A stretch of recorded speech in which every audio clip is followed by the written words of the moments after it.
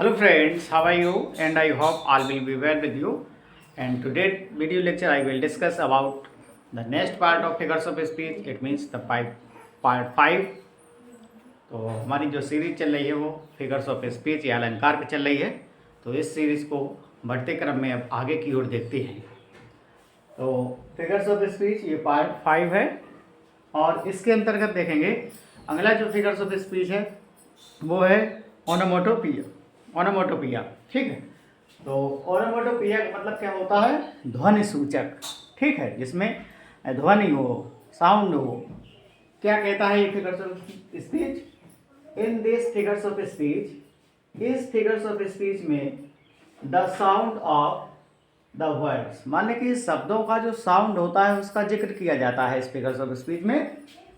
In is made to suggest, इसको ऐसा बनाया जाता है, इट मेड टू सजेस्ट और इको द सेंस, मतलब उस शब्द की जो गूंज होती है उससे सेंस लगाया जाता है। कहने का तात्पर्य है कि ये ध्वनि सूचक होता है, शब्दों में साउंड होता है, उस साउंड को ही ओनोमोटोपिया फिगर्स ऑफ स्पीच कहा जाता है। इसके एग्जाम्पल हैं तो वो देख लेते हैं। I hear the water lapping on the crack, I hear मैंने सुना, द वाटर लैपिंग पानी की छपछपाहट को, ऑन द क्रैक चट्टान पे, मतलब जो तालाब होता है या लेक होती है तो उसका जो पथरीला भाग होता है तो जो वाटर की जो आवाज़ होती है छपछपाने की, तो यहाँ पे जो लैपिंग साइड है शब्द आया है, ये क्या बता रहा है? पानी की छपछपाहट की जो आवाज़ आ रही है। तो वही ये सजेस्ट कर रही है कि ये जो सेंटेंस है ये ओनोमोटोपिया फिगर्स ऑफ स्पीच से बिलोंग करता है। आगे देखते हैं। I chatter as I flow to join the brimming over. अब आप देखते हैं आई चैटर, तो यहाँ चैटर क्या है? एक प्रकार की आवाज़ है, चीखने की, चिल्लाने की। तो ये चैटर जो शब्द प्रयोग किया गया है ये इस सेंटेंस में फिगर्स ऑफ स्पीच ओनोमोटोपिया का प्रयोग हो रहा है। आगे देखते हैं। I babble on the pebbles, तो यहाँ पे बेबल्स जो शब्द आया है, यहाँ पे बेबल्स, हाँ, और जो पेबल्स आया है, इन शब्दों में भी एक साउंड सजेस्ट हो रहा है, वो देखते हैं। तो यहाँ पे क्या है? आई बेबल, यहाँ गपशप करना, ऑन द पेबल्स, और किसके बारे में? उन निरर्थक बातों के बारे में। पेबल्स मीन्स होता है कंकड़ या पत्थर। ठीक है, आगे देखते हैं। बी हम, जो मधुमक्खियाँ होती हैं वो हम करती हैं, तो यहाँ पे हम जो शब्द है वो क्या है? उसकी आवाज़ है मधुमक्खियों की। आगे देखते हैं। आई हियर लेक वाटर, और ये जो the isle of Innisfree W.B. Yeats की कविता से लिया गया है। आई हियर लेक वाटर, मैं उस लेक वाटर की छपछपाहट को सुनता हूँ, विद लो साउंड, जिसकी ध्वनि है बहुत कम मुझे सुनाई दे रही है, बाई द शोर, मेरे हृदय के कोने में। माने कि जब भी मैं शहर की पगडंडियों में होता हूँ, रोड पे होता हूँ, तब मैं उस झील की जो पानी की छपछपाहट की आवाज़ है, भले ही मैं उस झील से दूर होता हूँ, इनिस्फ्री से दूर होता हूँ, लेकिन फिर भी उस पानी की छपछपाहट की आवाज़ जो है मेरे हृदय में सुनाई देती है ना। तो यहाँ पे क्या हो जाएगा? लैपिंग, पानी के छपछपाने की आवाज़। आगे देखते हैं। द कैट म्यू, आप सभी जानते हैं कैट जो बिल्ली होती है वो क्या करती है? म्याऊं म्याऊं करती है। तो यहाँ पे म्यू जो है वो बिल्ली के लिए आया है, बिल्ली के साउंड के लिए आया है। और आगे देखते हैं। द स्नेक और हिसिंग, जो सर्प हैं वो हिसिंग माने फुसकार रहे हैं, तो यहाँ पे हिसिंग जो वर्ड आया है वो क्या है? फिगर्स ऑफ स्पीच ओनोमोटोपिया है। और आगे देखते हैं। ग्रंट गोज द हॉक, माने सुअर जो होता है वो ग्रंट मतलब क्या करता है? सुअर की आवाज़ जो होती है, ग्रंट माने होता है भुड़कना एक प्रकार का, है ना।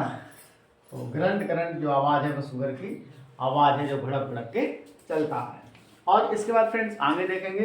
ये तो हमारे 8 एग्जाम्पल हो गए। और इसके बाद देखते हैं अदर क्राइज ऑफ एनिमल्स, जो दूसरे जानवर होते हैं उनकी आवाज़ को कहते क्या हैं, क्योंकि उनको सिलेबस में रखा गया है कि आपको ये मालूम होना चाहिए कि उस जानवर की आवाज़ को इंग्लिश में क्या बोलते हैं, क्योंकि वो सारी जितनी आवाज़ें होती हैं वो सारी आवाज़ें फिगर्स ऑफ स्पीच ओनोमेटोपोइया के अंतर्गत आती है।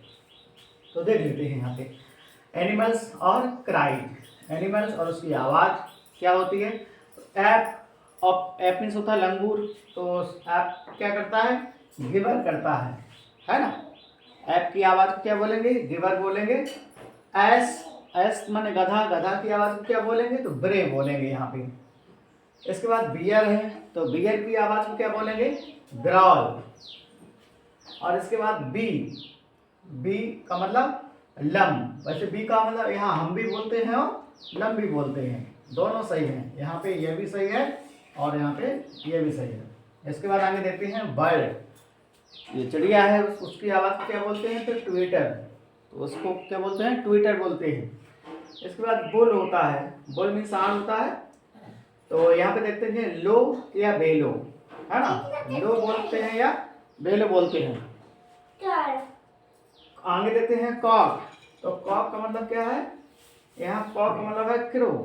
कॉक जो होता है, मुर्गा जो होता है, क्रो माने बाग देता है ना। और इसके बाद है क्रो। अब यहाँ पे क्रो लिखा है, तो क्रो मीन्स कौवा भी होता है, जिसकी आवाज़ क्या होती है, काँव होती है, काँव काँव करता है ना। और इसके बाद आगे देखते हैं फ्लाई। तो फ्लाई जो होती है, मक्खियाँ जो होती हैं, बुझ भिजभिजाती हैं, तो ये आवाज़ हो गई। और इसके बाद फॉक्स है, तो फॉक्स की आवाज़ को क्या बोलेंगे, तो यहाँ बोलेंगे एल्प, YELP।